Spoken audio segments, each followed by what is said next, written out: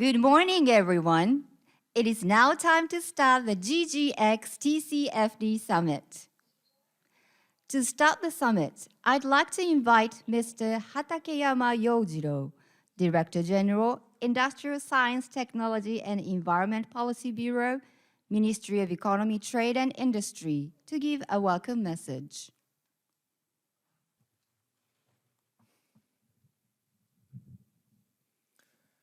Good morning, everybody. I am Yojiro Hatakeyama, Director General of the Industrial Science, Technology and Environment Bureau of METI. I would like to greet everyone here today as the host of this summit. The GGX TCFD Summit is held as a part of the Tokyo GX Week and the Japan Weeks. From this year, the GGX conference, which discussed topics such as industrial decarbonization, and the TCFD Summit discussing climate disclosures and finance, have been combined as one event to provide a forum for discussions to realize the virtuous cycle of financing the decarbonization of the real economy, including hard-to-abate industries. Today's meetings brings together business, finance, and policymakers from Japan and abroad to engage in a lively discussion on the future of a global green transformation, or GX.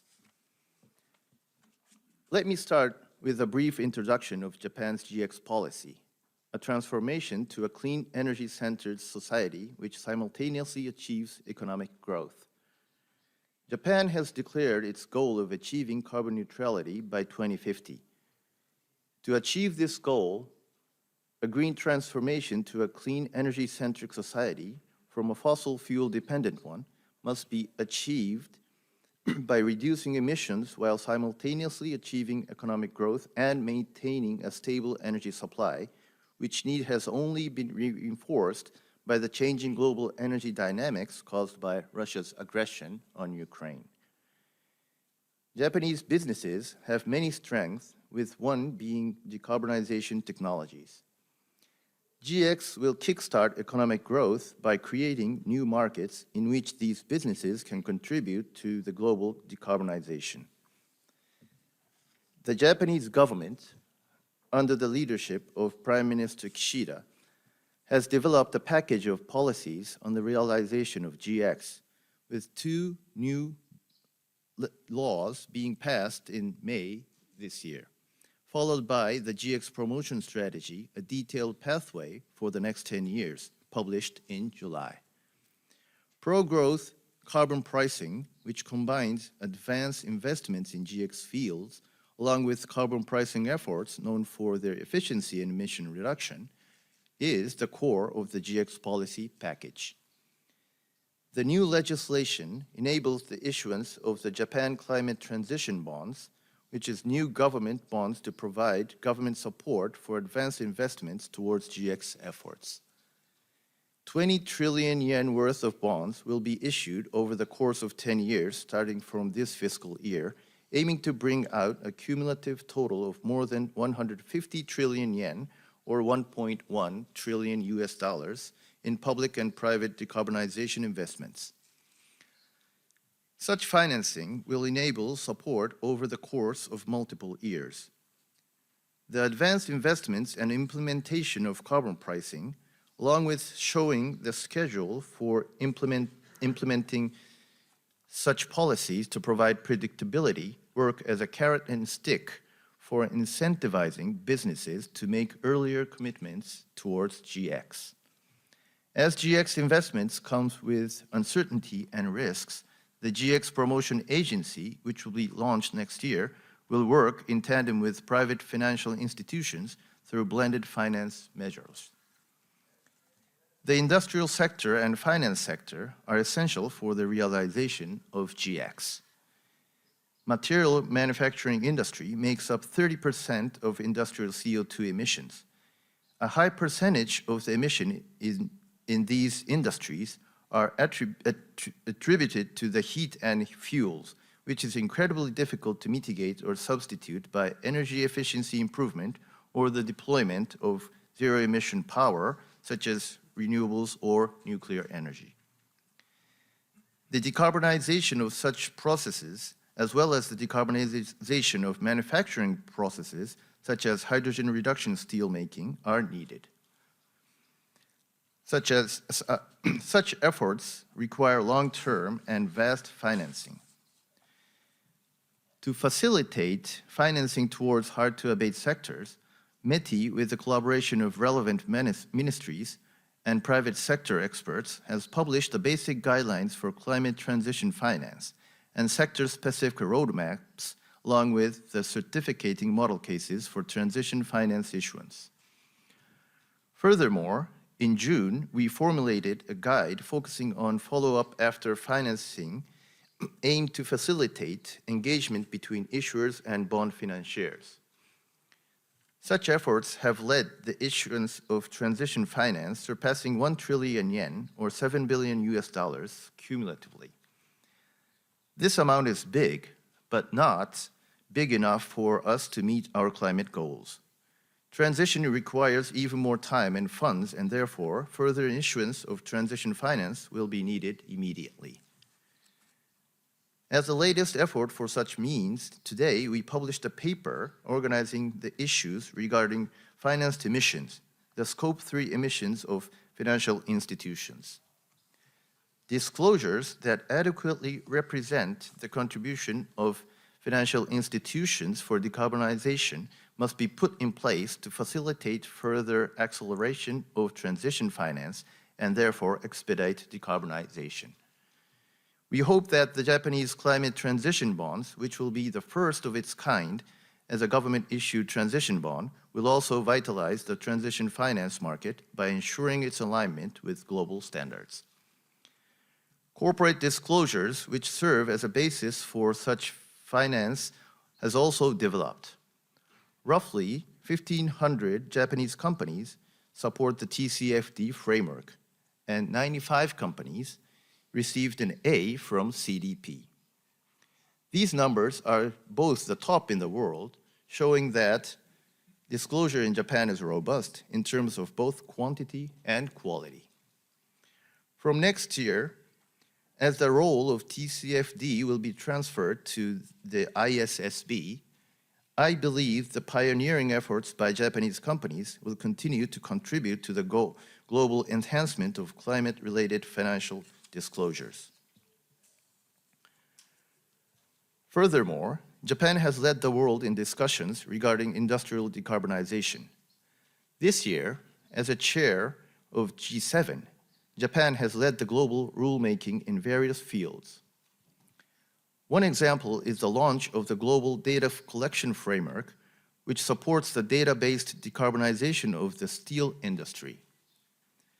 The G7 also acknowledged the concept of avoided emissions and the need to develop global standards. Furthermore, the G7 leaders highlighted the importance of transition finance in advancing the decarbonization of the economy as a whole.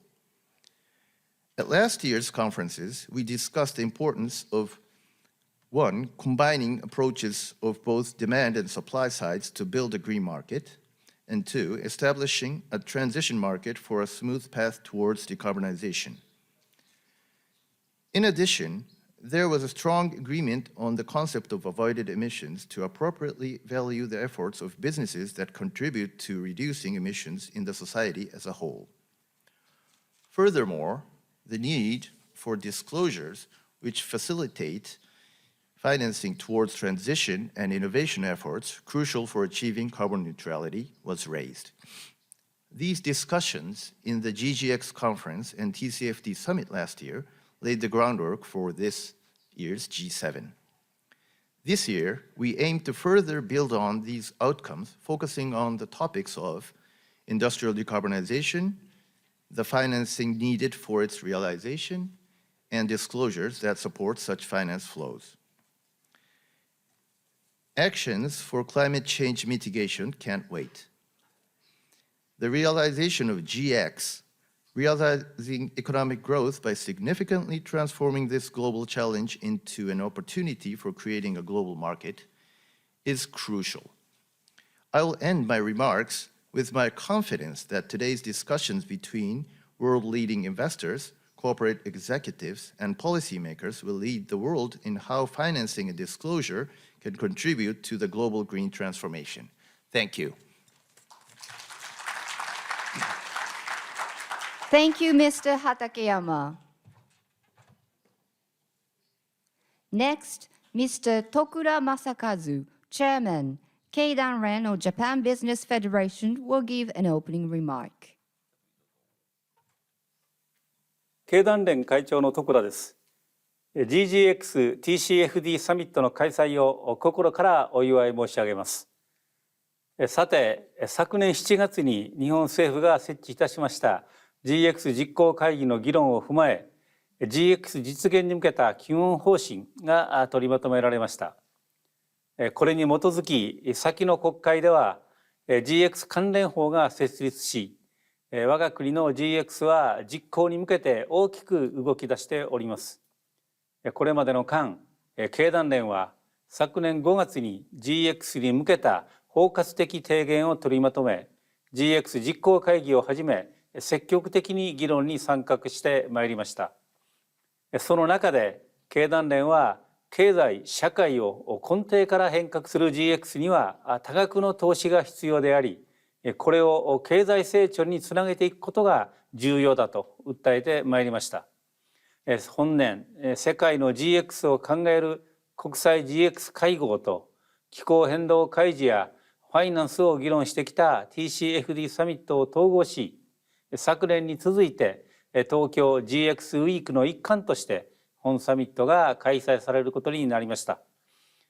これは投資を GX につなげるという我々の考え方とも気を一にするものであり、大変心強く思います。実行段階に入りました GX に向けて日本政府は今後具体的な分野別投資戦略を策定の上、GX 経済移行債による複数年度の先行投資支援を行うとしております。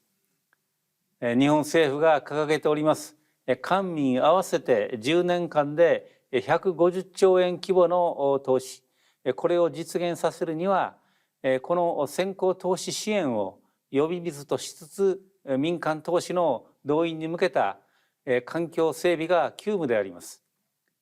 この点、まず情報開示については本年6月国際サステナビリティ基準審議会 ISSB によりサステナビリティ開示基準が公表されました。この基礎として組み込まれた TCFD 提言は引き続き気候変動関連情報開示、サステナブルファイナンス全般の基盤となるものです。日本の TCFD 賛同企業等の数は1400を超え、世界最多を維持しております。そのさらなる裾野拡大や金融機関、投資家とのエンゲージメントの促進に向け、経団連として引き続き取り組んでいく所存であります。また GX の実現には現時点で存在しないゼロエミッション技術の開発実装が不可欠との認識のもと、経団連ではチャレンジゼロというプロジェクトを推進しております。現在200近い企業団体が研究開発、社会実装、ファイナンスへの野心的な挑戦を表明しており、こうしたイノベーションに取り組む企業をぜひ長期的に支援いただきたく思います。さらにイノベーションは一朝一夕には実現できないことから、トランジション技術への投資も欠かせません。本年の G7 広島サミットにおいても、経済全体での脱炭素化に向けて、トランジションファイナンスが重要な役割を有することが確認されたところであります。その促進のためのツールとして、日本政府はトランジションファイナンスに関する基本指針や分野別の技術ロードマップ、トランジションファイナンスの実施後のフォローガイダンスを策定しております。これらを活用し、企業のトランジションへの信頼性と実効性の向上を図り、トランジションファイナンスを内外に一層普及させることで、GX のさらなる後押しにつながることを大いに期待しておるところであります。加えて、グローバルな排出削減には、企業が自らの事業活動のみならず、バリューチェーン全体での削減にも取り組むことが非常に重要であります。経団連では多様な企業・業種の製品・サービスにおけるグローバルバリューチェーン全体の削減貢献量の算定事例を収集し、2018年からコンセプトブックとして取りまとめ発信しております。排出削減に資する技術・製品・サービスの普及によってグローバルな排出削減を一層推進すべく、このような削減貢献量が積極的に評価されるよう内外で理解を広めていくことが重要であります。今回のサミットではただいま申し上げた点を含め幅広い議論がなされると伺っております。こうした議論が我が国そしてグローバルな GX の実現につながることを心より記念いたしまして私からのご挨拶といたします。ご清聴ありがとうございました。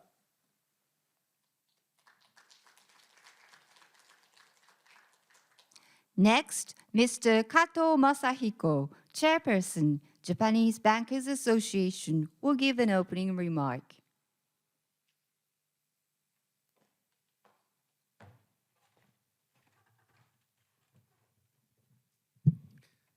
皆さんおはようございます。Good morning, ladies and gentlemen. Thank you very much for your introduction. I am Kato from Mizuho Banking Corporation and also from the Japanese Bankers Association. I'd like to congratulate the organization of GGX TCFD Summit, and thank you very much for inviting me to speak in front of you. 8 years have passed since the foundation of the TCFD. And there has been steady progress in increasing awareness of sustainability disclosure in the international community and in understanding and penetration of it among companies. This year, we have seen further progress in sustainability disclosure framework being finalized or made mandatory, represented by the works of ISSB or EU's CSRD. I understand that companies will be required to further expand and improve their disclosure in the future. In response to ISSB's finalization of sustainability disclosure standards, Japan's SSBJ is set to formulate domestic standards. I hope that practical considerations will be taken in view of existing domestic standards and each company's disclosure practices while paying attention to international comparability. The banking community will also provide input from a practical perspective. Companies are required to work towards achieving sustainability, including addressing climate change, and disclose their efforts in a highly transparent manner. This allows investors to accurately understand corporate activities, including non-financial information. And investors can then make better judgments about a company's growth potential based on such information. And as a result of that, I believe that engagement between companies and investors will progress, and this in turn leads to increased corporate value in the mid to long term. Furthermore, by utilizing the disclosed information, financial institutions will be able to smoothly supply the funds essential for the transition of the real economy and the development of a sustainable society. Thus, companies promoting initiatives to achieve sustainability and enhancing their disclosure will lead to increased corporate value and smooth financing. Furthermore, the fund provided will promote companies' initiatives, and this whole thing will create a virtuous cycle. I'd like to talk about the banking industry's efforts as companies work on disclosure and engagement toward decarbonization. The banking industry is also being asked to reduce financed emissions through investments and loans, which account for the majority of emissions. And towards this end, the banking industry will work on the following 3 points.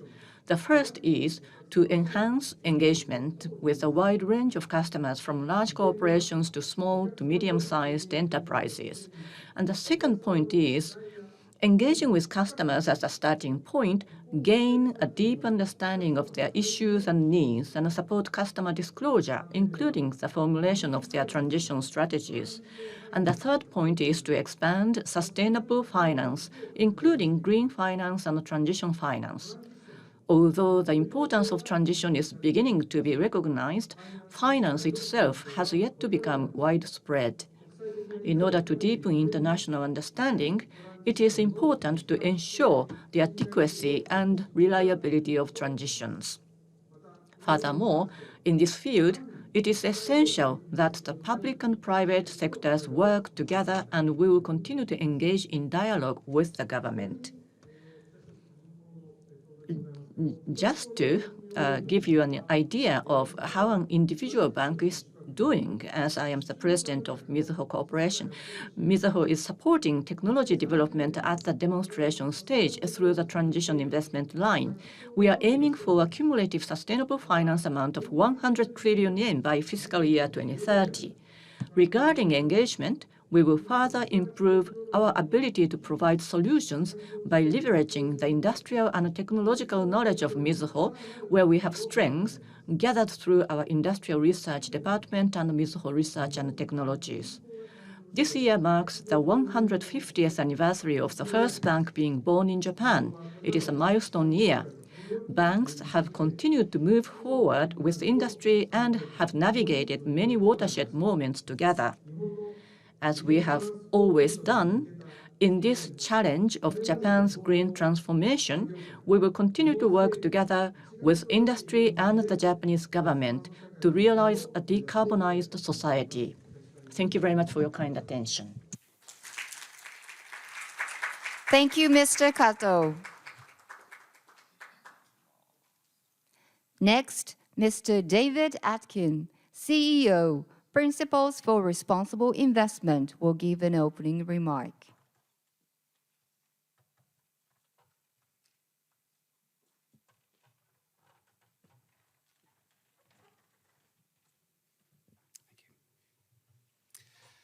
Good morning, and thank you for having me here today. I'm David Atkins, CEO of the Principles for Responsible Investment, or the PRI. I've had the pleasure of meeting and working with some of you already, but for those of you not familiar with the PRI, a quick introduction to frame the conversation. The PRI was formed in 2006 out of the UN system by a small number of committed group of asset owners aiming to bring sustainability to capital markets. Today, we represent the global responsible investment community with nearly 5,500 signatories to our 6 principles, who collectively represent well over $120 trillion in AUM. We work with our signatories to consider environmental, social and governance factors when making investment decisions and influencing companies or assets, with the ultimate view to help create a sustainable global financial system. The growth in PRI signatory numbers reflect this growing maturity of responsible investment itself. Although this is still a new and developing industry, it is without doubt entered the mainstream of global financial practices in recent years. ESG considerations have gone from being a niche area to now being part of the investor strategies all around the world. We've seen historical global agreements on climate change and more recently on biodiversity. Great advances have been made in the field of sustainability reporting, and awareness and recognition of the responsible investment thematic has never been higher. Now, like many of you, I've experienced this growth firsthand. Prior to joining PRI as CEO, I spent time on the PRI board, and I was also CEO of 3 Australian asset owner pension funds. And I've seen how responsible investment strategy not only serves our society, but also serves our clients and our beneficiaries too. But all this positive growth and development doesn't mean our work is done. Far from it, in fact. It's become increasingly clear that we're now not moving far or fast enough. With only 7 years left, our collective ambition to achieve the 2030 Agenda for Sustainable Development it's clear we need transformative and accelerated action. Now, this week follows just behind New York Climate Week, where leaders convened with a sense of urgency knowing the deep emission cuts required both now and in the future.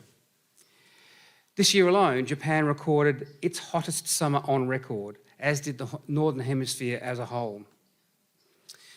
The architecture of international climate treaties is still focused on 1.5, and our efforts as an industry must therefore remain consistent with that goal. However, we must be clear that we are not on track to maintain this threshold on our current trajectory. So as we look ahead to COP28, the next global climate milestone, we need investors who are already contributing substantially to the goal of 1.5 to maintain their focus while ensuring an overall increase of investor action. But we also urgently need robust policy action in keeping with the Paris Agreement to keep the world on track. Increasing the universe of investable opportunities and the predictability of the environment in which investors operate will help investors reach their targets. And at the same time, we can't operate in a silo. We need to ensure a similar level of engagement across other challenges from biodiversity loss to international armed conflict, macroeconomic imbalances, growing inequality, and public health risks. In short, the world is currently facing a multitude of crises, and all of them are interlinked. We must treat finance, the economy, and our environment and our society as an interconnected system. We can't reach net zero without halting and reversing biodiversity loss, and we can't tackle biodiversity loss without addressing climate change. And for the transition to be effective, it needs to be fair in both its processes and outcomes, not exacerbating existing inequalities or creating new ones. It must be just. So I think it's fair to say that the road we have ahead of us for responsible investors is not an easy one. Amongst these challenges and others, including a political misinformation campaign in the US intent on slowing down our work, we must remind ourselves that what we're doing will ultimately change the way finance supports the prosperity of people everywhere. And frankly, turning a blind eye to these challenges will not make them go away. The transformation of our global markets to enable a sustainable future is essential. So we must work together now to help shape the economy, society, and ultimately the world we need. Now, one way we can progress all of these areas is to convene the global responsible investment community to work together. As many of you know, the PRI team is here in Tokyo this week for our annual PRI in-person conference, and I'm very much looking forward to kicking off the program tomorrow. In Tokyo, we're witnessing the increasing momentum of sustainable finance in real time, as evidenced in today's presentations already. Efforts are underway to create a shift towards economies, societies, and industrial structures centred on clean energy. And more than 120 Japanese investors have now joined the PRI as signatories, making a public commitment to responsible investment. And it's fantastic to see that not only has PRI in person itself sold out, but it has also become part of a global meeting point for so many other industry events this week, including the GGX TCFD Summit. And beyond this week of action, PRI will be working to help maintain this momentum. It's clear that to make progress on responsible investment, we must collaborate. Re-energising the partnerships and collaboration amongst all of the actors of the investment chain is essential to ensure the necessary capital flow towards the SDGs. So PRI will be working in the coming months and years to help develop thriving responsible investment ecosystems here in Japan, more widely in Asia and around the world. Now, investors play just one role, although a very crucial one, in the ecosystem. Corporates must also step up and scale action across climate and human rights, ensuring sustainability is integrated within their organisation's business model, board governance, resilient strategy, and within CFO's mandates. Seeing corporates do this gives investors the confidence that companies are truly understanding that sustainability is not a nice to have, but is essential for businesses to stay relevant and be resilient and future-proof. And regulators globally must be unwavering in their support of investors to work together on systemic issues. On that note, it's encouraging to see Japan's Financial Services Agency moving forward with a strong program of sustainable finance reforms and engaging closely with PRI and our partners' groundbreaking work on a legal framework for impact. Financial policy support for detailed pathways to net zero for specific hard-to-abate sectors and roadmaps for promoting transition finance by METI are useful first steps to indicate the direction that investors should take. This policy support is a critical enabler of the thriving ecosystems of responsible investment PRI is seeking to develop, as well as of sustainable finance around the world. Only when all of the actors in the value chain pull in the same direction can we overcome the systemic challenges that we face. So thank you for all of you being here, for your attention and for your commitment to responsible investment. And thank you for inviting me to join you in this conversation today. The work you're doing here is helping to change the world. And on a final note, the theme for PRI in Person this year is moving from commitments to action. And I hope this week's events will create the momentum for investors, regulators, and all of the financial sector stakeholders in Japan and globally to do just that. Thank you. Thank you, Mr. Atkin. We will now start session 1. It is our honor to introduce His Excellency, Mr. Gianluigi Benedetti, Ambassador, Embassy of Italy in Tokyo, to give a keynote speech.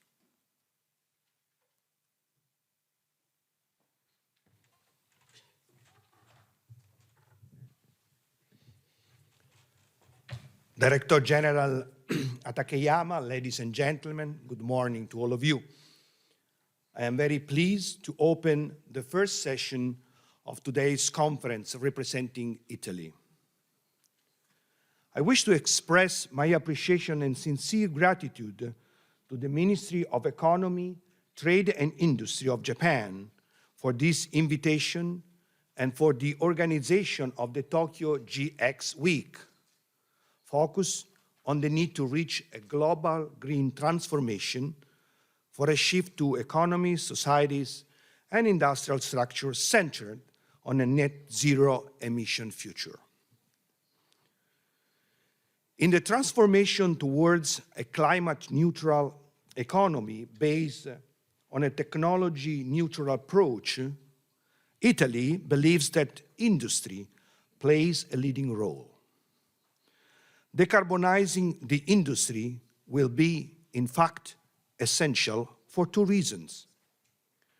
One is to maintain a competitive industry in an international market where the cost of the carbon emissions will have an increasingly impact on the cost of production.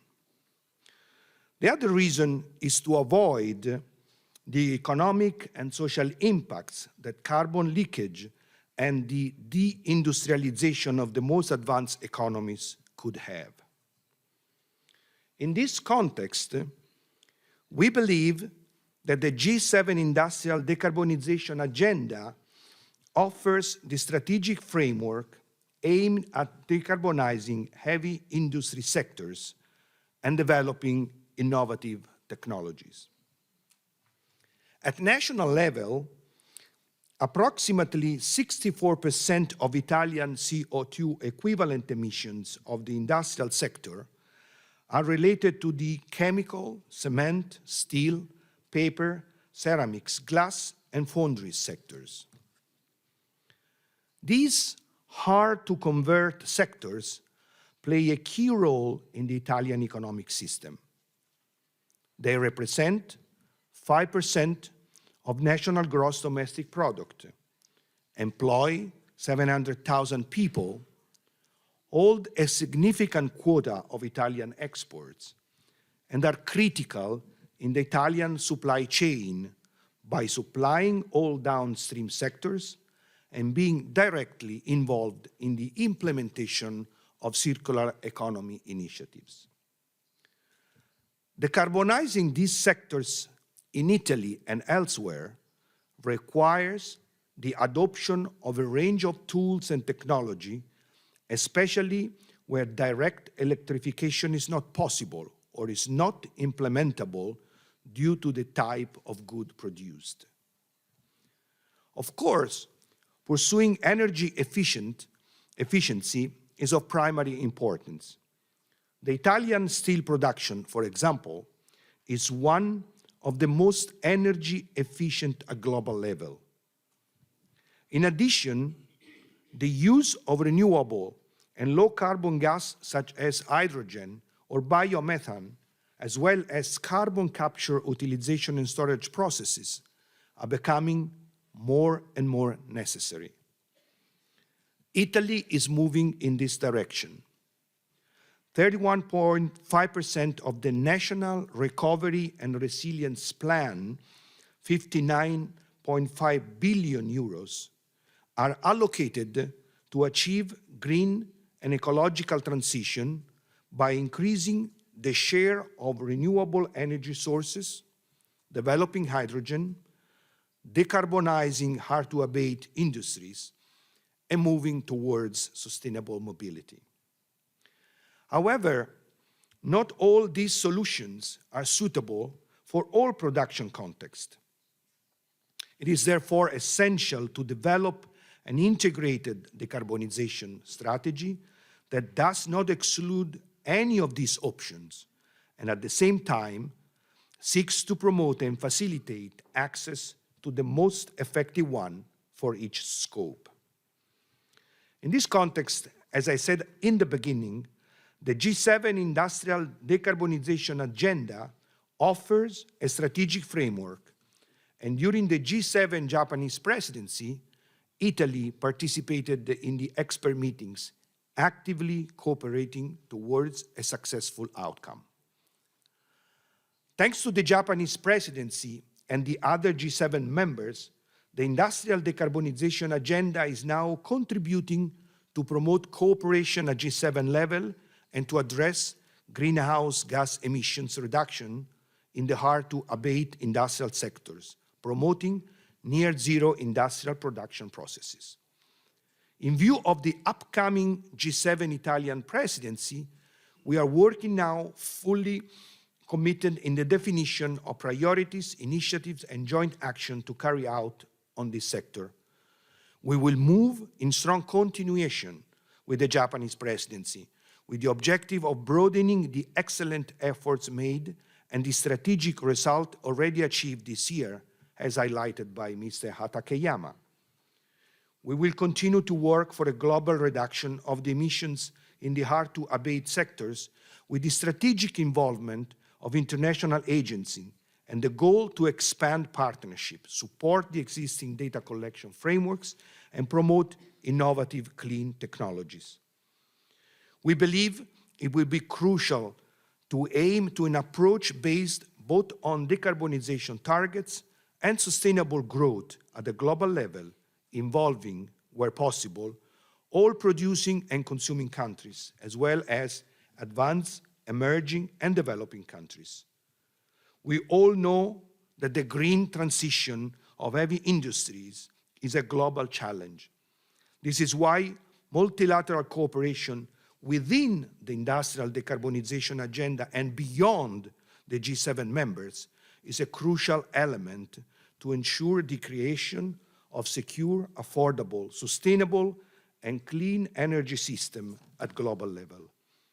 The Italian G7 presidency will start from the legacy of the Japanese presidency, moving forward on this common path and trying to reach goals that are even more ambitious.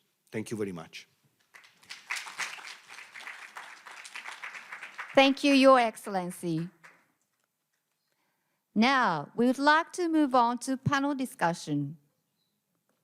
Panel discussion 1 is entitled Towards Net Zero Society, Industrial Decarbonization. The facilitator of this session is Mr. Peter Backer, President and CEO, World Business Council for Sustainable Development.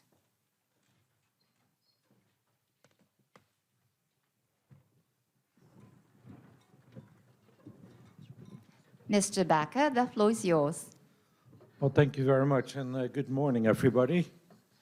It's great to be back in Tokyo. I was in this room for the first time in 2019 when the TCFD Summit was first launched, and it's fantastic to see so many back again and hopefully see many of you online. Panel 1 is going to talk about how do we move society to net zero, and then in particularly, how do we move industry there fast. And that is essential because we know we only have 7 years left in which we have to halve emissions in the world. And if we look at heavy emitting industry, which I think here in Japan you still like to talk about as hard to abate sectors, and those include, of course, cement, steel, chemicals, shipping, trucking, aviation, are about 30% of global emissions. To decarbonize these sectors is vital to stay on track for the Paris Agreement, to stay within the 1.5 degree that science is prescribing to us. Of course, the direct decarbonization of the sectors is critical, but it's also critical to really facilitate the oil and gas and wider fossil fuel exit of society. We see the COP28 messages coming out. Oil and gas companies are being mobilized to talk about their scope 1 and 2 emission reductions. But when you look at what industry is, that is actually scope 3 for many of the fossil fuels. So industry decarbonization is going to be critical. That will only be possible, the decarbonization of industry, if we work together. A broad set of public and private actors will need to work on this, including finance. So it was fantastic to see David Atkin here, PRI, very important group that can mobilize all the global finance to be part of that. And again, like I said, it is critical that we bring the message of decarbonization of industry into COP28. Not only into COP28, but with real action building up towards the COP30 in Brazil. And that is why this discussion today is so critical. You know, as you can see, we have assembled a superior panel of experts from different parts of society. I'll introduce them as we go along. But I just want to leave a couple of sound bites. Only last week, or 10 days ago, I think now, the Climate Ambition Summit was held in New York. The Secretary General of the UN invited everybody to come to the UN facilities to talk about how do we accelerate the decarbonization in society. Some areas, real good progress. Renewable energy beginning to develop according to S-curves. But the broad consensus, particularly in the closing session of the Climate Ambition Summit, is industry is not yet moving fast enough. And given that it's 30% of emissions, what can we do to accelerate is basically the question behind each of the panelists' story today. And in that, why is it so important to create a demand signal for green products and green materials is one question.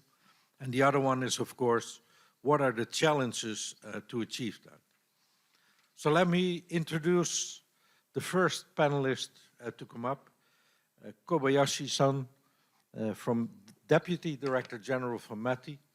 From your point of view, looking through the lens of policies, what is possible to create demand for industrial decarbonization? Thank you. Well, Peterson, thank you very much for the introduction. And I totally agree with you, the very much importance of the industrial decarbonization for us to really reach the carbon neutrality by the middle of the century, 2050, and actually to move towards the realization of our NDC. And one of the approaches to promote industrial decarbonization is to put pressure, actually, onto the manufacturers. The EU announced to expand their coverage of EU ETS auction system to steel, cement, and some other products. And obviously, they want to include the chemicals in the future as well. We don't deny such approaches, but the Japanese government thinks it is even more important to make consumers and downstream buyers prefer green materials and products over less green ones with or without carbon pricing. Unfortunately, green products are generally more expensive. Therefore, we need policy interventions. Promoting technology innovations for cost reduction is very important. Increasing demand of green products to justify the manufacturers to make investments for their green productions is even more important. And typical economic measures to work on demand side are government subsidies and tax breaks, and the US IRA includes tax credits for the purchasing zero emission vehicles and low emission housings. Regulations can be considered as well. The European governments are considering banning or limiting the sales of the conventional cars and gas boilers, which are basically competing goods against zero-emission vehicles and heat pumps. However, such regulations are actually controversial, and the Japanese government considers that the first step would rather be defining the greenness of the products, establishing relevant incentives, and if possible, regulations, and create and expand the markets. And as support measures for zero-emission vehicles, zero-emission housings, the approach is relatively straightforward.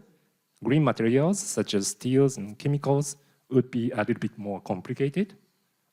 Green steels and brown steels, for example, are physically identical, although green ones are far more expensive, actually. So to provide incentives for the buyers of green steels and chemicals, we need to define the level of greenness of the eligible materials and set up proper data collection and tracking system, and then agree on how much public money can be spent for how long to develop their markets. The policy measures need to be acceptable to the public, buyers, or fiscal department, and the manufacturers as well. Otherwise, we might end up with losing industries by pursuing decarbonized society. I think, just my personal view, but the one approach might be demanding high-end products such as beautiful office buildings and expensive condominium in central Tokyo or Manhattan, New York, to use green materials. Their products have low percentage of material costs per their unit price, and using green steels, glasses, and chemicals might not create material impact to their unit prices. In any case, policy measures to expand markets for green materials need to be further discussed and enhanced. And I stop here. Thank you. Well, thank you very much, Kobayashi-san. Let me shift over to Nancy Gillis. She's with the World Economic Forum, Program Head Climate Action, as well as the head of the First Movers Coalition. Welcome. I know you're with us online, Nancy, but you're very welcome in this room. And the question to you is, can you give an overview of what the First Movers Coalition is and what you see the impact of private procurement to be in developing green markets?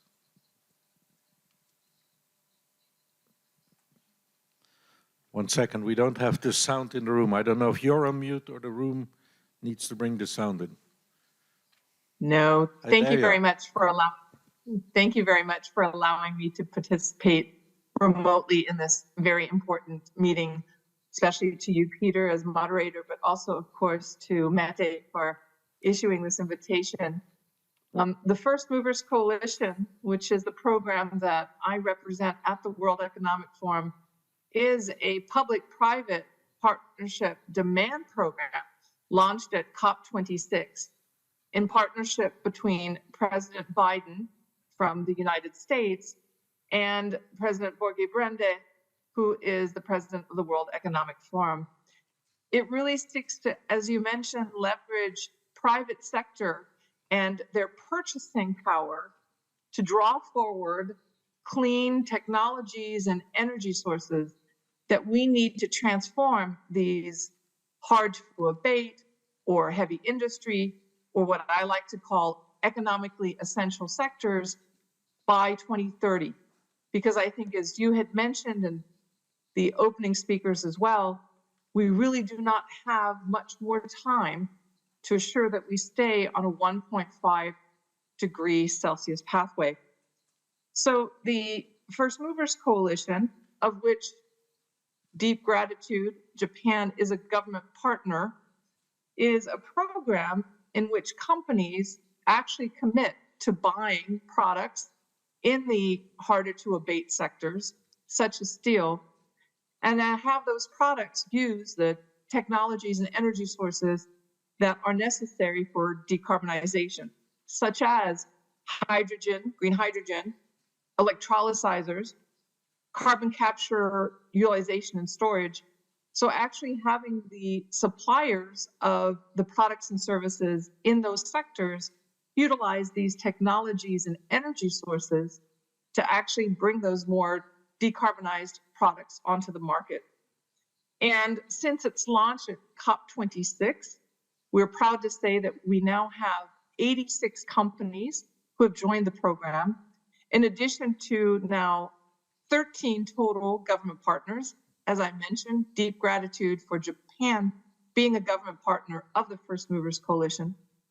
And that aggregation of companies coming together, those 86, has created $15 billion worth of a demand signal.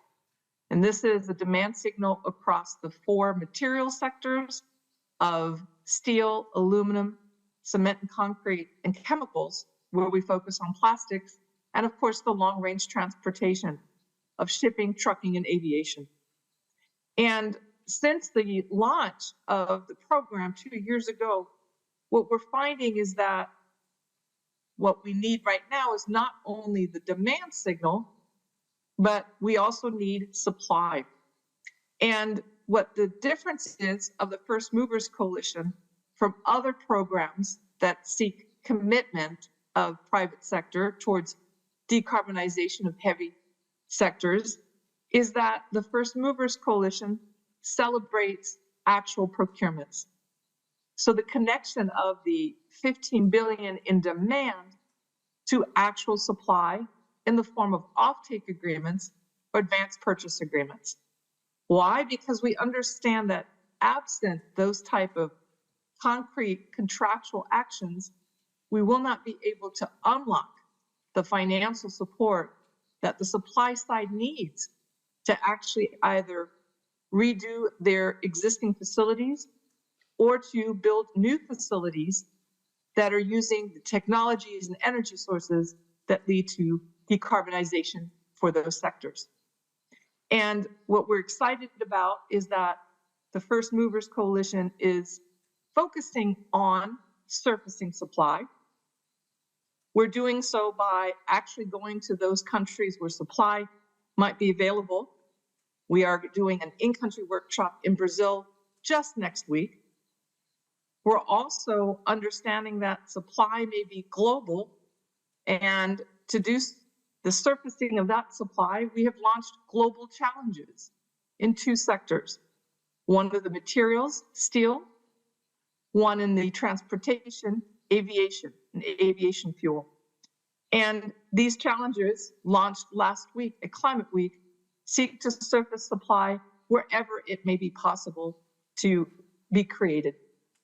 And then, of course, we also focus on, once supply is surfaced, launching a supplier database. Because again, the First Movers Coalition is bringing 86 companies, equaling $15 billion in demand signal, but that doesn't suffice in actually bringing these technologies and energy sources such as green hydrogen to the forefront. We need more demand. And for that, we want to launch a supplier database so that private sector companies globally can identify which suppliers to work with and add their purchasing power to this demand that the First Movers Coalition has already created.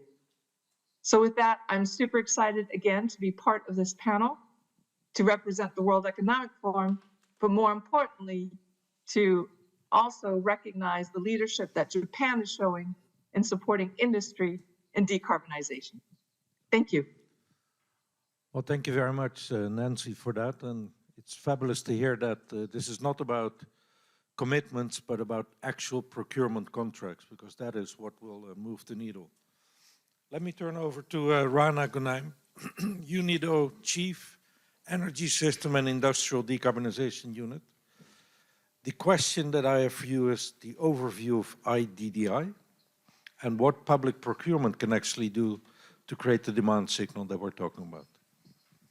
Fantastic. Good morning, everyone, and thanks to the organizers for inviting UNIDO to be part of this important discussion.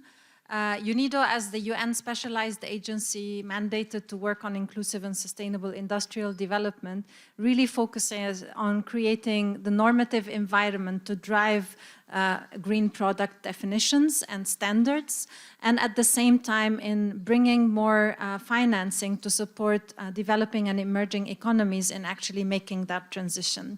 But as Peter asked me, I'd like to give you an overview of the Industrial Deep Decarbonization Initiative, which is an initiative of the Clean Energy Ministerial.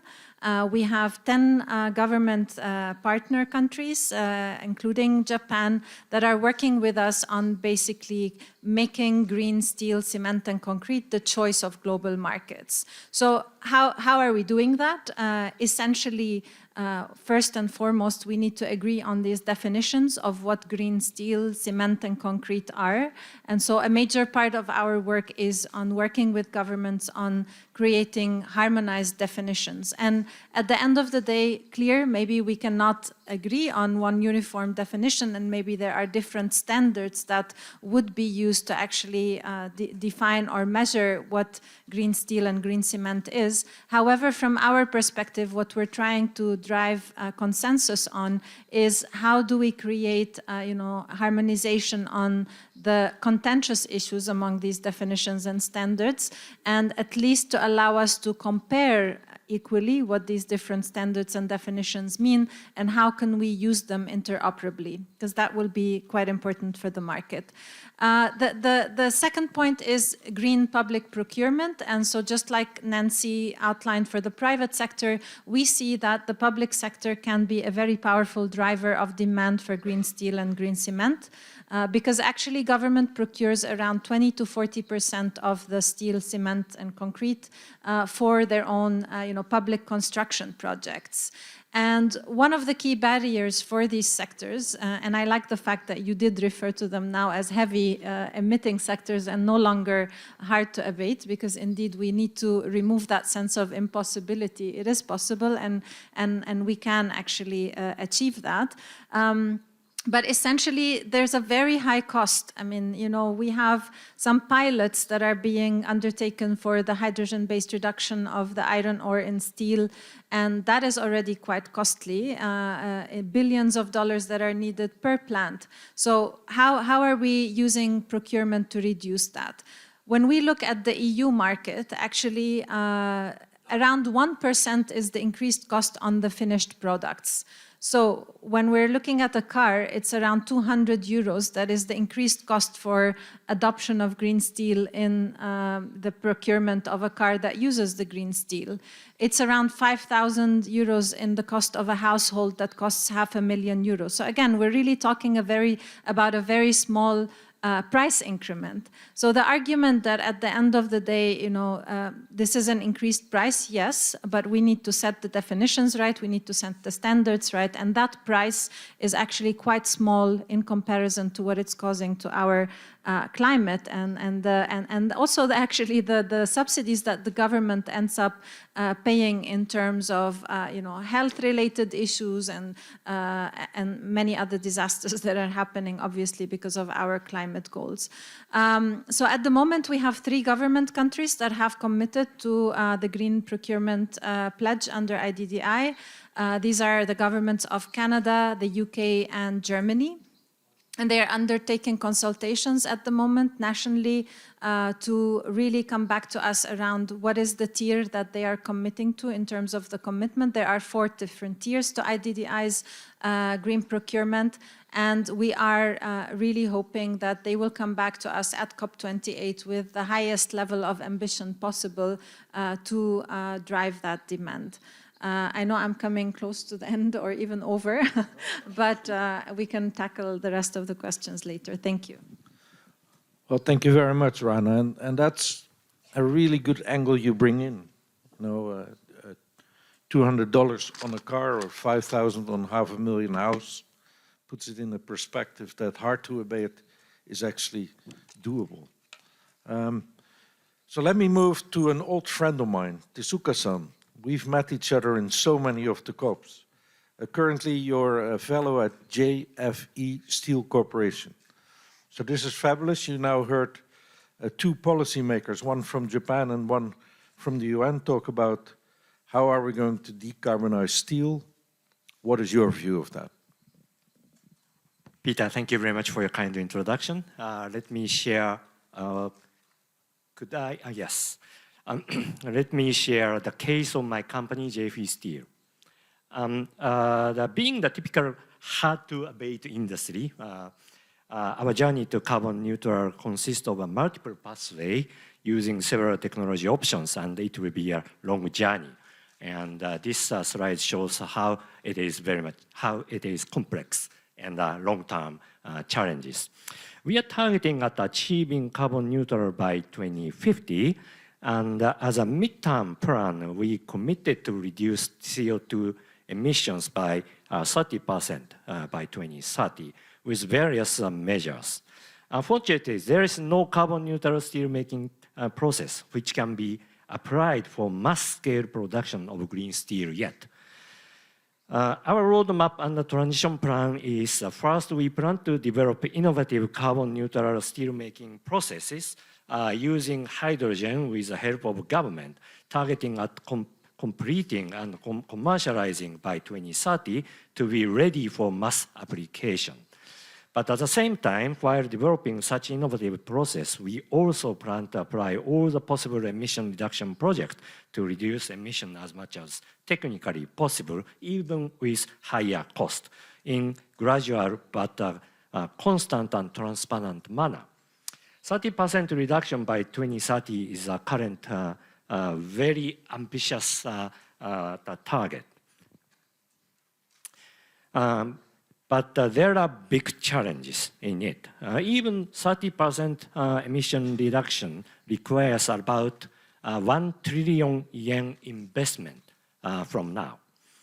And it will significantly increase the production cost for sure. Though such greener steel's carbon footprint is smaller, the quality and property of such greener steel remains the same as a conventional high-carbon steel. The value of such greener steel is only in the reduced CO2 emissions during the production phase. Though there are interest among steel customers for such greener steel as the first movers, actually we kept hearing from the previous speakers that very encouraging messages. We do need a real clear demand, which accept the cost up, and so that our investment for emission reduction are rewarded to keep investing further reduction projects, as well as more challenging R&D project for innovative carbon neutral steel making process. Public policies to support such a green steel demand creation is necessary, and to stimulate behavioral change of the society for steel use are needed. Since there is no commercial mass-scale production process for real carbon neutral steel exist yet, as I mentioned, we can only start supplying partly emission-reduced steel during the transition period between now and 2030. There will be a demand from the first-mover customers, as I mentioned, who want to buy and recognize the fair value of the green steel, even in this transition period. To fill the gap in this period, we have started marketing our own green steel brand GGX in this year using mass balance approach. For this GGX, we have started investing emission reduction project in all of our steel works and surely achieve emission reductions. Of course, not 100%, but 20%, 30%, 40% for the time being, We pool such emission reductions with the third-party certification process as certificates, then allocate the certificate to the specific steel products for the customers who requires green steel, so that they can offset their Scope 3 emissions of steel they procure. As shown today's Nikkei paper, the Sumitomo Corporation accept to purchase this GGX steel for their own office building project. So we think this is the only commercially applicable measure to fill and create the demand of green steel during the transition period, and to ensure feeding necessary fundings for the long and challenging journey of hard-to-abate steel industry toward carbon neutral by 2050. Thank you very much.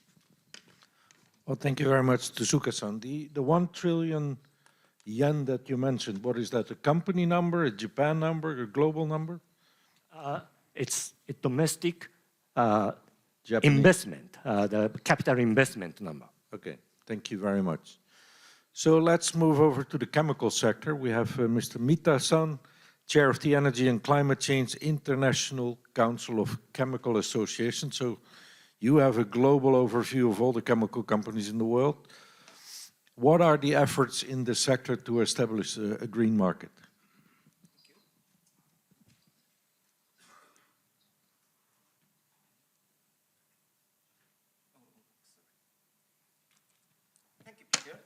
My name is Noriyuki Mita, the chair of the Energy and Climate Change Leadership Group, ICCA.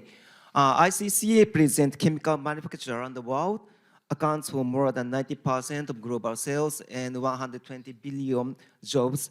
And our group task is to develop chemical industry strategy to carbon neutral and implement advocacy in the capacity building activities. And Tezuka-san already explained, or others explained, the necessity to create the demand green market. So I focus on the concrete ways. But before that, I will very briefly introduce the situation of chemical industry. So GHG emission throughout the life cycle of chemical products can be roughly described like this. And also, estimated figures by Tokyo University are also shown.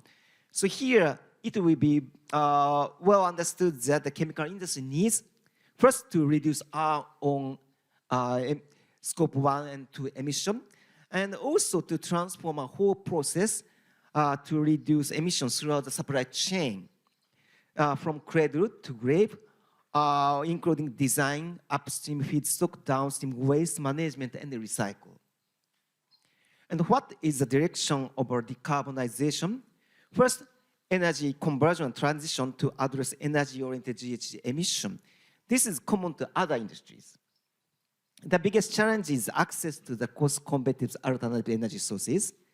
However, feedstock transition is the other important pillar and unique solution only chemical industry can offer.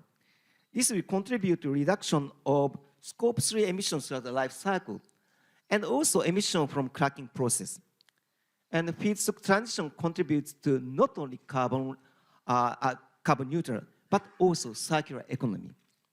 Negotiation of the internationally binding agreement on plastics highlights the importance of recycle. So even conceptually, we foresee pathways. There are so many challenges on the ground. Decarbonization of the chemical industry, both feedstock energy transition leads to increase in the cost. At the same time, as Mr. Kobayashi pointed out, green materials is physically identical to traditional materials. Unless the society accepts such green value and create demand for green products, companies hesitate to invest in such transformation. Survivor benefit still exists, and companies will lose in the market. This should be basically addressed through market mechanism, I think, by industry's long-term efforts to reduce cost and create values for customers. However, if we don't create green market at the early stage, with policy intervention, acceleration of decarbonization will be difficult. So I will explain this some kind of the possible ways I can think of for creating green market. So in order to create a green market, I think the visualizing green value or level of greenness is critical. First, categorizing or defining green materials and rules for calculating green value with LCA methodologies is important.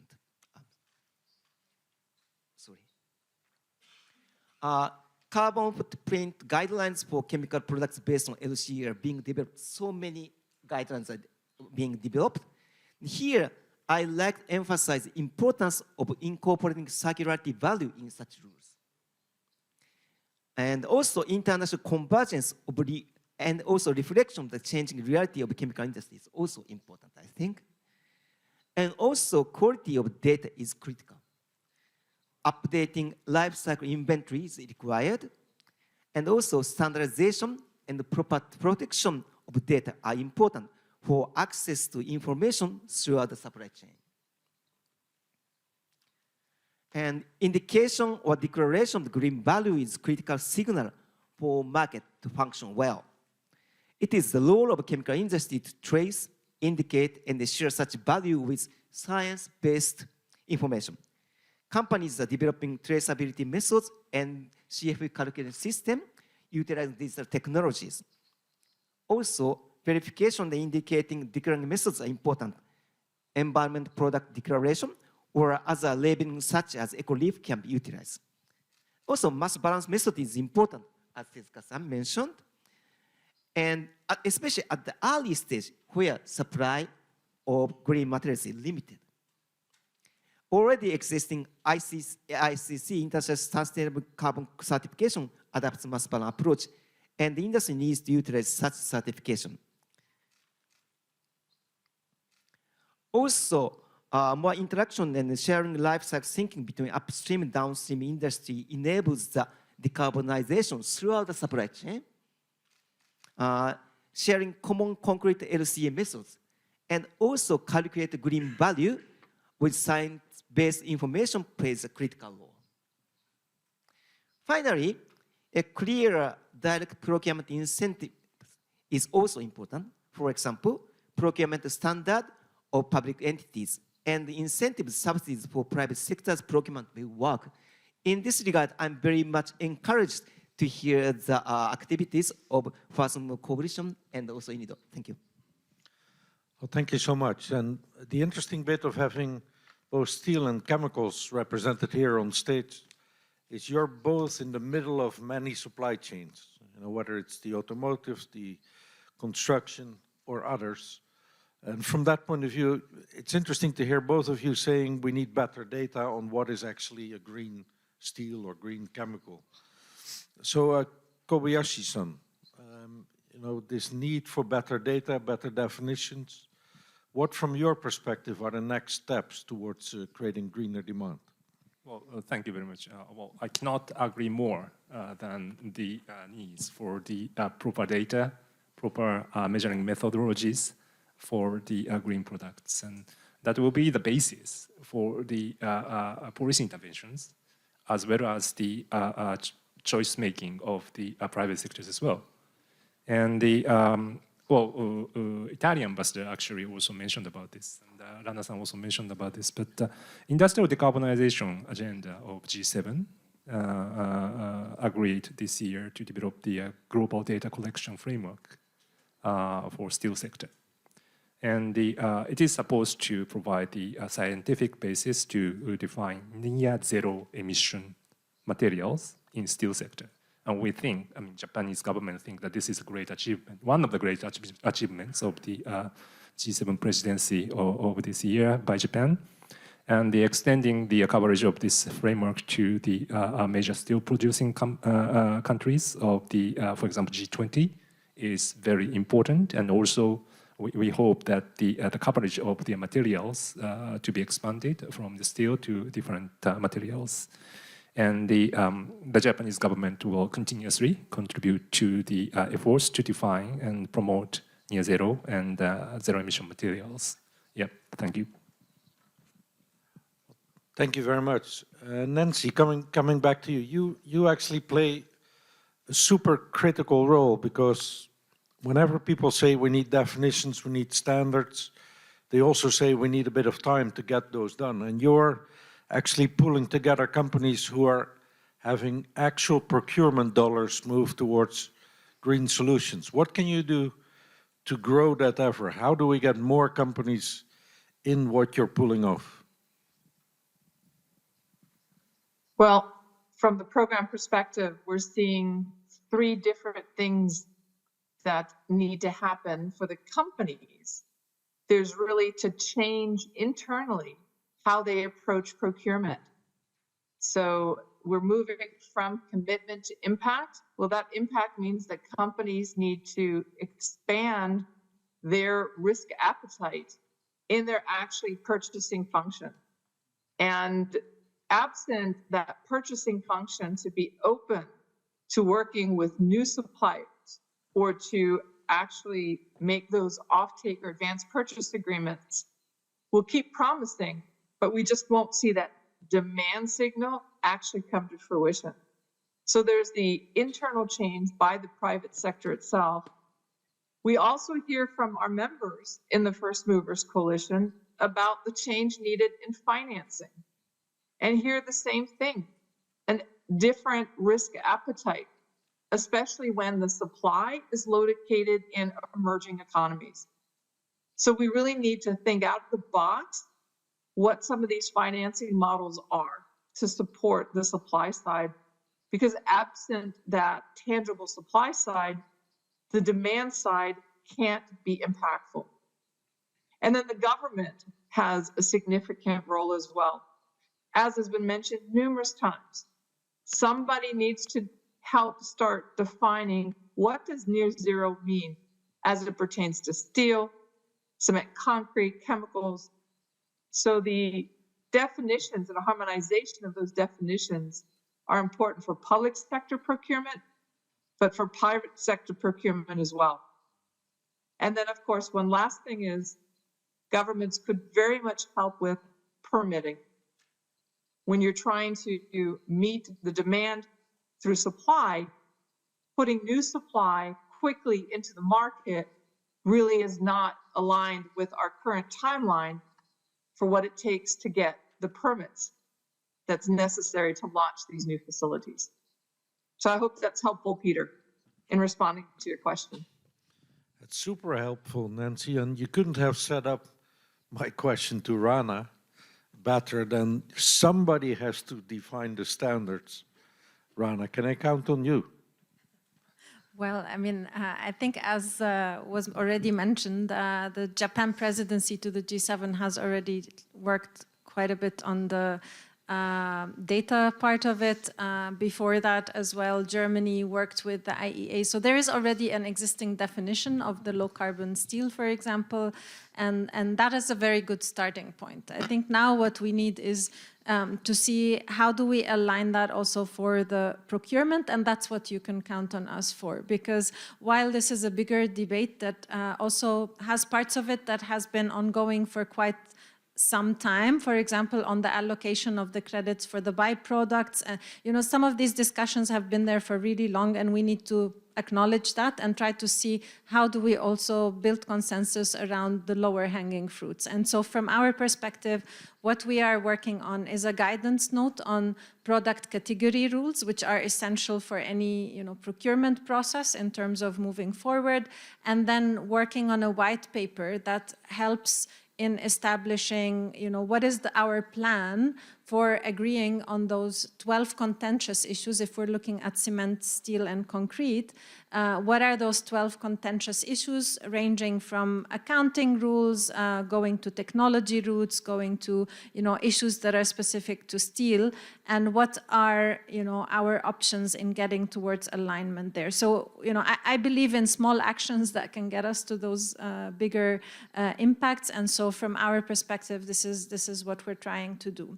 Now, I'd like to spend still a moment to actually say that, our green public procurement pledge is doable, and it's something that all governments need to start on today, at least with the first 2 tiers of ambition that we have. Because actually the first tier of ambition is for governments to start requiring the disclosure of embodied carbon on all public construction projects by 2025. 2025 is just a step away, 2 years away. However, this is very important in giving governments the right data to really see how much is going into public procurement, what are the quantities, what are the right incentives to be put in place. To give us also a benchmark, because the 1% may be relevant for Europe. How does that look like for a country like India, where the cost of the technology uptake is also going to be probably significantly larger? So this is a very important first step. And I'd really like to, from here, call on all governments to really commit to that. The second is all governments are committed to the Paris Agreement and the net zero goals, right? But then when we look at government policies, not everywhere, obviously, but we see a sort of misalignment between what governments are pledging for in regards to the Paris Agreement and then, let's say, industrial policy or procurement policy. So this is what this second tier of the pledge is really looking to do, is just actually a commitment from the government to work on aligning procurement goals and procurement plans with net zero goals.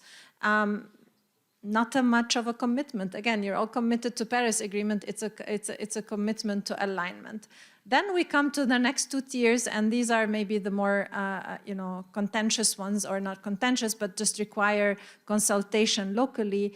And that is actually a commitment to procure low-carbon steel and cement and concrete for all public construction projects. And there we get into by 2030. There, the discussion on definitions, the discussion on what tier of ambition the governments would like to achieve, then it becomes sort of a bigger question. And that is what the 3 countries that are committed to the GPP and IDDI are currently consulting on.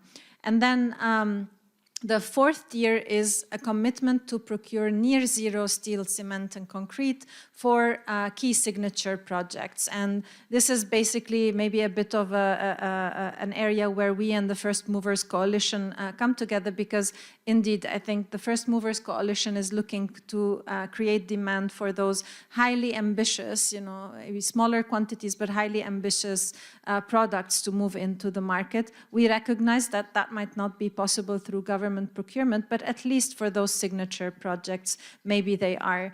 And so I just like to end really by saying we have secured as well, we're working very hard with the COP28 presidency on mobilizing countries as well as cities' commitments to green public procurement. This is part of the COP28 letter to the parties, and so I would like to invite all governments to really join us on this route.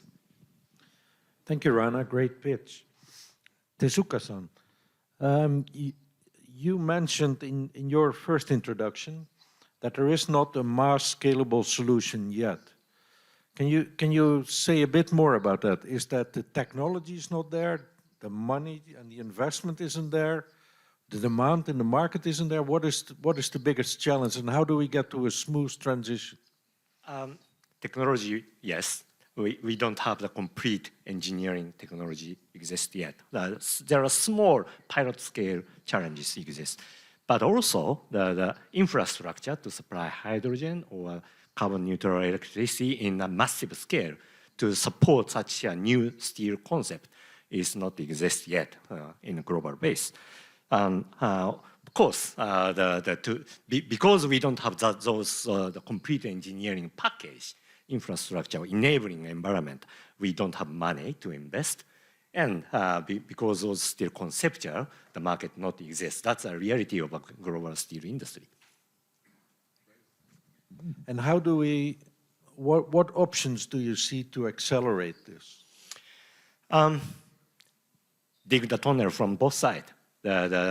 Devoting effort to the innovative technology development, of course, that's pure hydrogen-based iron and steel making process.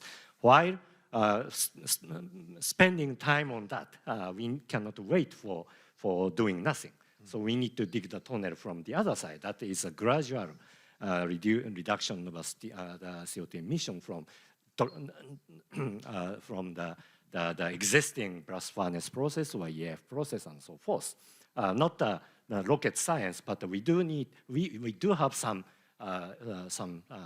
pragmatic measures to reduce emission further. That's why I said the transition period is a very critical but very complicating the roadmap.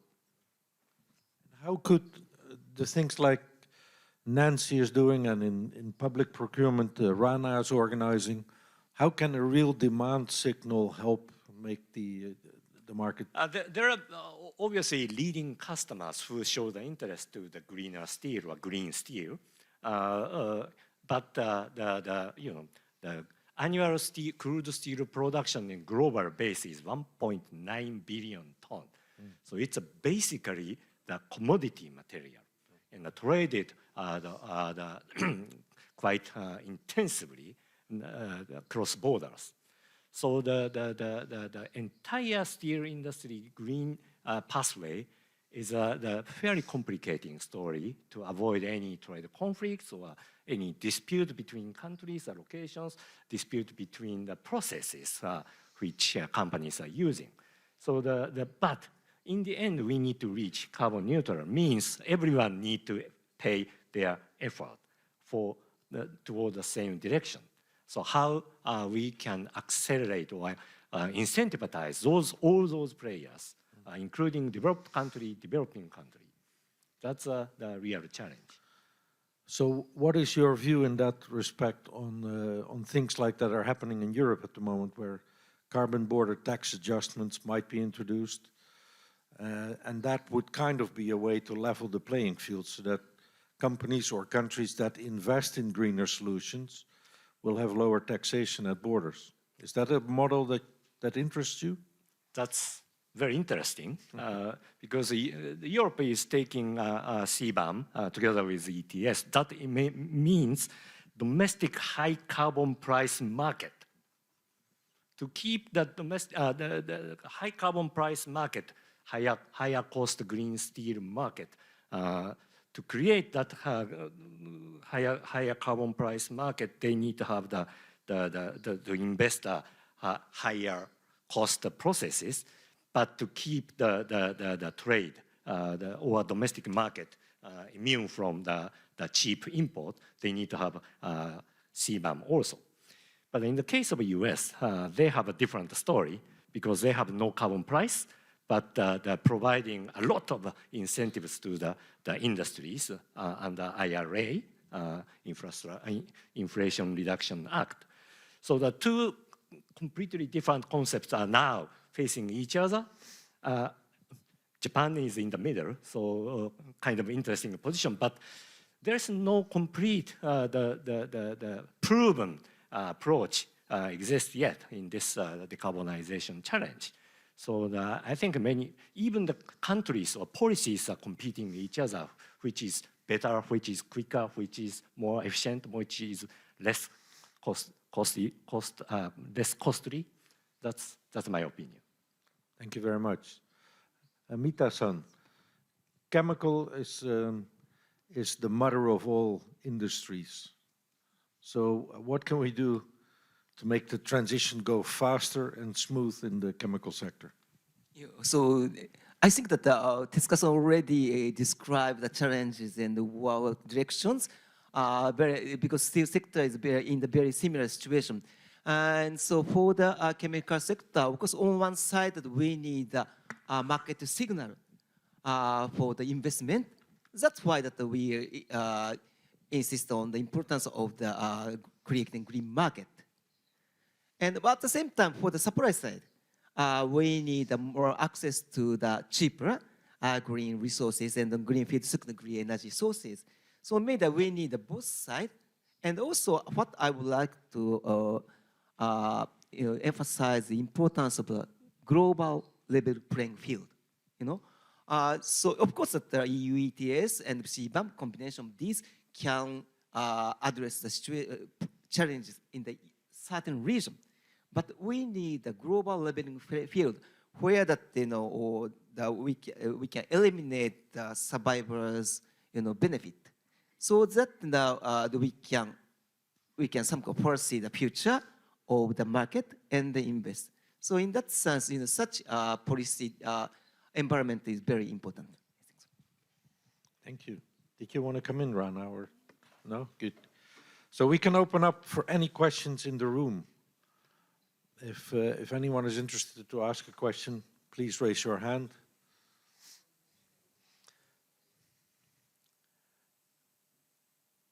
If not, Nancy, coming over to the World Economic Forum, what I take out of this conversation is there's a real role to play to bring public, i.e. government, procurement, investments, incentive schemes together with private sector players. There's probably no better platform in the world to do that than the World Economic Forum. What are your key takeaways from this conversation, and how will it influence Davos in 2024? Well, of course, thank you for mentioning the World Economic Forum's annual meeting, which always takes place in January in Davos, Switzerland. We continue to really emphasize the need to aggregate demand and to do so in partnership, not just with private sector, but as Ron is a great example, with public sector.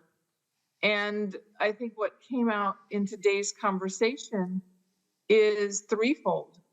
One, are we able to actually create a synergistic definition of what we're all trying to buy, public and private sector, so we stop as much confusion as possible, but that those definitions accommodate both near-term advancements in technology and energy sources, but also, like the First Movers Coalition, the longer term, the ones that we need to bring and commercialize faster than the current S-curves illustrate. And I think the unlocking of finance, we continue to talk about that. What does it take? Of course, for first movers, we need to really start putting the contracts in place. And that's the same for private sector as it is for public sector. We really need credible demand signal, one in which it starts connecting with supply. And then I think what really has been very important, I've really appreciated hearing from the other panelists, is where is the supply? It's exciting to see examples of new zero emission steel coming to the forefront, but we need to really highlight those companies who are putting those products in the market better, so that when a company has a choice to actually buy near zero versus not, they know who to go to. And I think the pressure for the companies to continue to now buy more near zero, be it steel or cement, concrete, or other products in those sectors, is really the emphasis on scope 3 and the regulations enforcing scope 3 emission reductions. So it's been a really exciting conversation today. Again, very much appreciate being part of it. Thank you, Nancy. I'm going to turn to my panelists here with a simple question for which you have 1 minute to answer me. Dr. Sultan Al-Jaber, the incoming president of COP28, in the closing session in the Climate Ambition Summit says, come to Dubai, not with pessimism, but with hope, not with more commitments, but with actionable solutions. Give the audience, in your 1 minute, one idea that you would like to bring to Dubai that is going to change the conversation about industrial decarbonization. Rana, can I start with you? Sure. It's not an idea, but an actual plan for us to put together a technical assistance facility to help emerging economies and actually taking the first steps in this transition, be it in terms of having the right roadmaps, the right policies in place, or also supporting the development of a pipeline of projects that could increase that supply. So that is one thing that we are committed to bring, in addition, of course, to actual commitments from governments on this green public procurement. Great. Tezuka-san, what are you going to bring to Dubai? Well, as I mentioned, we are digging tunnel from both sides. And always the focus on the end side of the tunnel, which is carbon neutral by 2050, which is very ambitious, very committed, very the long term. But what probably the president of the COP mentioned is how to evaluate the actions of the digging tunnel from here, entrance. So as I mentioned, no matter what the volume or amount, the real emission reduction effort must be evaluated, certified, and rewarded. That's probably the important message, because we cannot pass the whole tunnel with just talking about the other side of the tunnel. Yep. Mita-san, chemical sector, what are you going to bring to Dubai? Thank you. So I think I already explained the desirable environment, but also maybe that I know that we have a lot of homework for us. Maybe that we need to show our risk appetite as FMC told, and also maybe we need some more very detailed, concrete actions to create a market. For example, to talk about our process, again, to analyze and talk about the process, and talk about the way to define the greenness, and also how we show our efforts, and also that how we communicate with other industries. So those are the things I want to do. I know these are the 4 marks for us. Thank you. And Kobayashi. Oh, thank you. What does Matti or the Japanese government bring to Dubai? Well, perhaps not only Japanese government, we really need to have the global concerted efforts to move towards the green market. In general, Japanese manufacturing productions attached to the 3 major markets globally. Well, first the domestic market, of course, but the United States market, and also China and Asian markets. And of course, Europeans are making some very bold actions, and we really respect their efforts. But at the same time, the move of Europeans alone cannot really make it possible for us to simply follow their practices. We need to think how the United States market is moving, and also the Chinese markets are moving.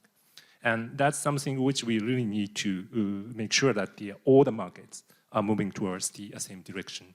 And we hope that of course, Japanese government will make some efforts, make our utmost efforts, not some, but we really need to have the concerted efforts. So we really would like to work with, for example, like organization like UNIDO to really move things forward. Thank you. Well, thank you very much, and thank you all panelists for the great insights. We have 2 minutes left in this session, so Nancy already gave a brilliant summary, which I will not repeat. I hope it's all being recorded. But it's actually been a very insightful conversation. The big difference that you see in this conversation compared to even a few years ago is that all panelists on the stage here agree with the need to do a decarbonization and do it fast. There's no longer a debate about whether that's necessary. We're not talking about how are we going to get it done, how can we give supply and demand signals and policies to align with that, and how do we mobilize business and finance into the conversation so that we actually drive speed and scale. There's a couple of initiatives in the world at the moment that I find very interesting in this conversation. The Built Environment Market Transformation Agenda that is being hosted, that will be a big conversation, drives the demand signal side in the construction areas. Zero Emission Vehicle Emerging Market Initiative, led by the US and a few other governments, to really get to scale in zero emission vehicles, which includes zero steel in vehicles, is another one. And then, of course, the global initiative to triple renewables in industry that was highlighted and launched in New York 2 weeks ago is another one of these big ones. I think the other takeaway from my point of view, though, is we need to quickly move to a system where we can get to product level transparency on emissions, i.e. scope 3 emission accounting at product level, avoided emission accounted so that there's actually an incentive and a reward to innovate and get to scale to move much faster than we are today.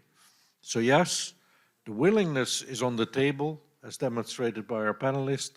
Now we need to get serious about what is the data that is going to drive this, and then we can accelerate. So thank you very much, and give a warm applause to my fellow panelists. Thank you. Thank you, Mr. Becker and the panelists for insightful discussion.